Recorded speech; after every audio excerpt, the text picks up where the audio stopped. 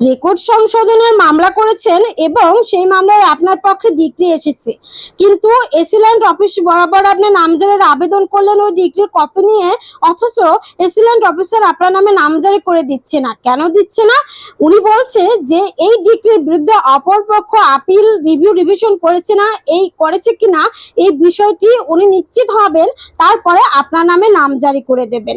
এখন এই নিশ্চিত ওনাকে করতে হলে কোন ডকুমেন্টস লাগবে এবং কোথায় পাবেন, এই বিষয়টির জন্য আপনি তাকে নিশ্চিত করবেন যে আমার এতদিন পার হয়ে গেছে ডিগ্রি পাবার, তারপরেও আমার নামে কোনো মামলা হয়েছে এই বিষয়ে কোনো নোটিশ আমি পাইনি।